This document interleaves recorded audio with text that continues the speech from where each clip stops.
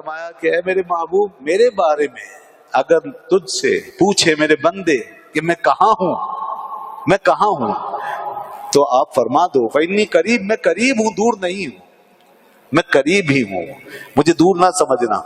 اور میرے قرب کا اندازہ اس سے کر لو، اجیب دعوت الداعی اذا دعان، تم پکارو تو صحیح، مجھے یاد تو کرو، دل سے یاد تو کرو، اپنے قریب سمجھ کے، مددگار سمجھ کے، حامی و ناصر سمجھ کے، مجھ پہ بھروسہ کر کے، میرے بندے بن کے، عاجزی سے، تواضع سے، انکساری سے، خشوع سے، خضوع سے اور دل کے اندر سے، روح سے پکارو۔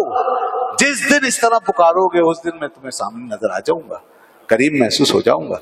پکار کے تو دیکھو، آدمی مگر اس طرح پکارتا کب ہے؟ وہ پکارتا تو اپنے آپ کو ہی ہے یا اپنے مادی وسائل کو ہے۔ بھروسہ تو اسی پہ کیے ہوا ہوتا ہے، اپنی ذات پہ کرتا ہے، اپنے آپ کو دیکھتا رہتا ہے، ارد گرد کے ماحول پہ نظر رکھتا ہے۔ خدا پہ پوری طرح فوکس کرتا کب ہے؟ اپنے آپ کو خالی کر کے پوری طرح فوکس کر کے اس کے سامنے بیٹھیں اور اسے یاد کریں۔ تو فرماتا فإنی قریب، میں قریب ہوں، اجیب دعوت الداعی اذا دعان، اور میں دعا کرنے والے کی دعا کو سنتا ہوں، پورا کرتا ہوں جب وہ مجھ سے دعا مانگتے ہیں۔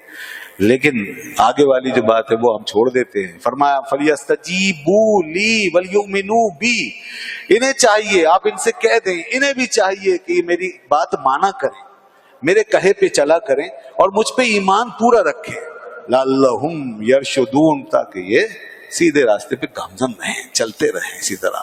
تو یہ بات یہ ضروری ہے، یہ وہ کنڈیشن ہے۔ اگر دعائیں ہم وہاں سنوانا چاہتے ہیں تو وہاں سے جو کچھ آیا ہے اس کو پہلے خود سن لیں اور اس کو پہلے اپنی زندگیوں میں نافذ کر لیں۔ فرمایا میری بات بھی تو مانو، جب ہم اس کے راستے میں چلیں گے وہ ہماری دعائیں ضرور قبول فرمائے گا۔